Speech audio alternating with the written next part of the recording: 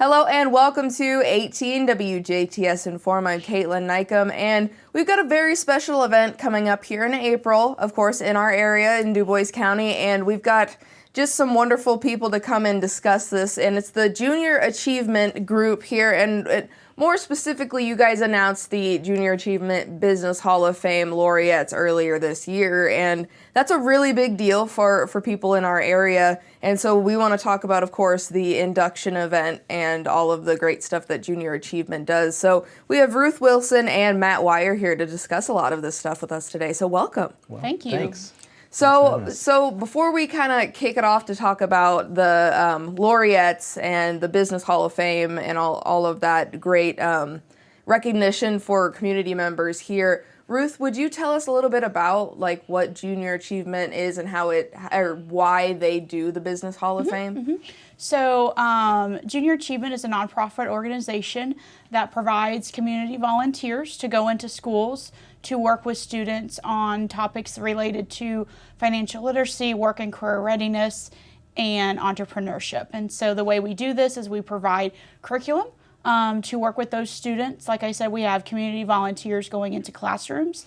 Here in Dubois County, we are in all 4 school corporations, and this year we hope to reach around 4,000 students with JA experiences embedded into their classroom day. Wow. So these are, and we've talked about this before, but these are skills that they don't learn in their math class or English class, and these are just it's another version of like things to put in their toolkit. Financial help. It'll help in career wise and whatnot, and so it is a fantastic program to get in the schools and really get these kids more aware of how they're able to do business type things all on their own. And like you said, Kaitlyn, it is kind of another tool for students' toolboxes. It may be something that they are maybe learning in school, but our program we feel like is more impactful with that volunteer component into it. And so it's a chance for volunteers to get out and kind of tell their personal stories.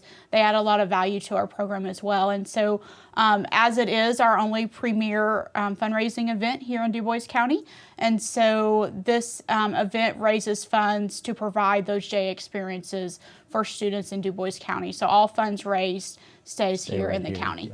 Yeah. And of course, talking about one of the biggest fundraisers, the Business Hall of Fame, not only inducting and honoring 2 fantastic members of our community, but hosting that banquet and creating that time for people to see or hear about the people as they're being honored. So, Matt, will you tell us a little bit about maybe like the Business Hall of Fame and kind of how, if you know how that kind of came to be and like why it's so important? Yeah, sure. The Hall of Fame here in Dubois County was started in 2015. So this is our 9th annual event, and we've been so blessed with so many business leaders in this county and communities around here that have started some wonderful businesses, have provided numerous job opportunities, numerous career opportunities for so many people, and it was a way to both celebrate these folks, but also inspire the future generations to do some of the things that those folks have done. So it was started in 2015. Like I said, each year there's an active laureate and a historical laureate. The active laureate this year is Butch Clem, UB Clem. And the historical laureate is Bob Siebert.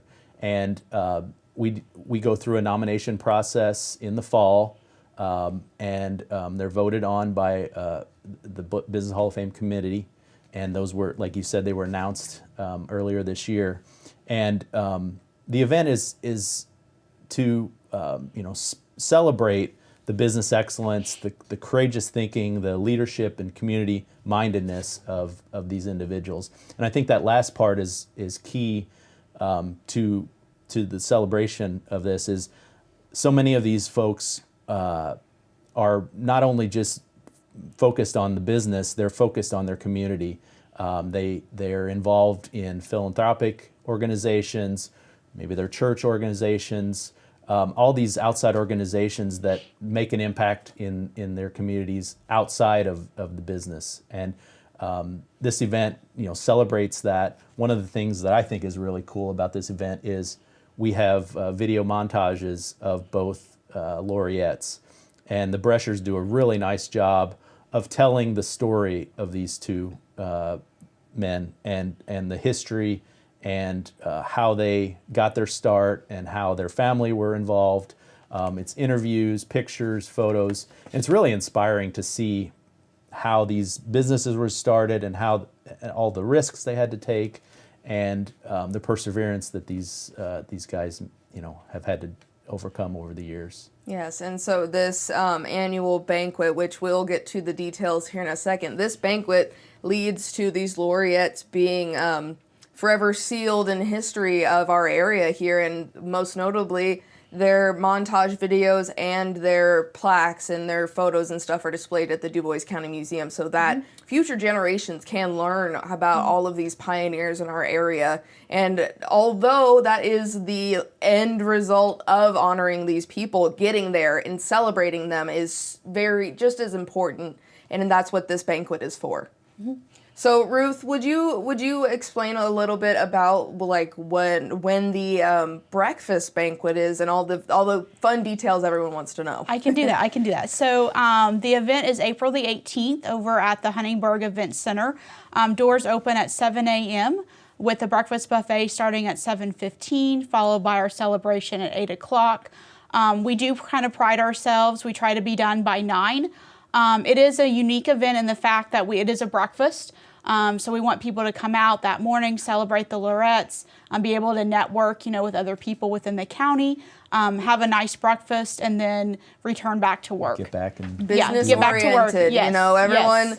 Yes. You got the 9 to 5 in mind so that you can celebrate this, and I think it's a very unique and brilliant idea because you get to start out your day socializing and being commemorative and really learning and engaging with the community. So being able to start your day off with something like that versus grumbling out of bed and coffee and all that stuff, that's really it's really special. Yeah, and it's something we feel like it is kind of business oriented. We don't really want to do in the evening where it infringes on family time and that type of thing. So that is something we're very proud of, that we're able to host it in the morning to get your day started. Yes, and the junior achievement is currently, or let me rephrase that. Are you seeking table memberships and individual ticket sales? Yes. So we're recruiting for both. So right now our kind of big focus is on sponsorships, and so anyone interested in doing a sponsorship for the event can contact me. My name is Ruth, 812-457-2579. We are looking for sponsorships by March the 1st. And then for individual table sales or ticket sales by April the 1st, and you can contact me as well for that. Again, it was 812-457-2579. And as Ruth alluded to, this is our biggest fundraiser of the year, and the way we raise those funds for all of those students that we can impact. So it's very important to us to get the word out and to get as many folks there as possible. I do remember in school all the junior achievement handouts. There was like a bag, and then you'd get the folder with all the junior achievement stuff, and all of those resources that costs money, and bringing this education to children, that it takes a toll. So being able to provide those resources and continue the cycle, because what junior achievement does for these kids now is going to affect how they grow up and what they bring to the future in a weird roundabout way. But that's why this event is so amazing and so impactful. And then of course you get the breakfast buffet, you get the community engagement, but it's also just in a way as well as just a timeout from business for business type conversation, and then of course celebration. So I think my next question would be, maybe Matt, is there, we briefly touched on the two laureates that are being honored, but could you tell us just a little bit more about each of them, just in case people are they recognize the last names, but who were they? Who are they? Sure. Well, Bob Siebert is our historical laureate, obviously part of the Siebert's family. Siebert's on the square. he was obviously started the business with the help of others in his family, and has continued that legacy. And I think the thing that hits me is I'm part of a family business as well, and Bob's legacy, continuing it on to his son, is very impactful to me. And seeing that inspirational story of the longevity of that business, and all the perseverance and hard work, is truly inspiring. And Butch Clem, UB Clem, has been started obviously with buying a bunch of tools, starting cabinetry work, and growing a very large business into what it is today. Is an inspiring story of perseverance, a lot of risk taking, and these vignettes demonstrate that and tell the story of that. So it's truly an inspiring event to see where these two men came from and how their story unfolded. Two perfect examples of entrepreneurship and building something out of nothing for future kids to really learn and kind of, I guess, grow from. That is fantastic. Ruth, if you would do me the fantastic favor of giving us a summary of what we need to know to get registered for this annual banquet, so that, if people want to buy their tickets or sponsor a table, they make sure to hopefully get it done now after they watch the video, and then get that squared away. Yes, so the event is April the 18th down at the Huntingburg Event Center. Doors open that morning at 7 a.m., followed by a breakfast buffet starting at 7:15, with the celebration starting at 8. Right now, we're really kind of focused on sponsorships, and then also table sales and individual ticket sales. Either one of those can be purchased by calling me. Again, my name is Ruth. 812-457-2579. That's probably going to be the easiest way, and I can get people connected with those details. And one last question: if anyone wants more information or general information about Junior Achievement, there is a website, right? Yes, I think it's jazz1.org. I do apologize, I don't go to the website a lot, but they can check out our website. I believe it's just Junior Achievement of Southwestern Indiana is kind of our full official title or whatever. But again, if anyone needs more information on the event or just volunteering, we're always looking for volunteers. For Junior Achievement, probably the quickest way to get connected is to contact myself. Okay. And we will make sure to plaster your phone number all over this. So that is fantastic. But Ruth and Matt, we are super, super excited for your upcoming event, and we greatly appreciate you both coming on to talk about the Business Hall of Fame laureates and all that you guys do with Junior Achievement. Thanks, Thank you. Kaitlyn. Thank Appreciate you you having us.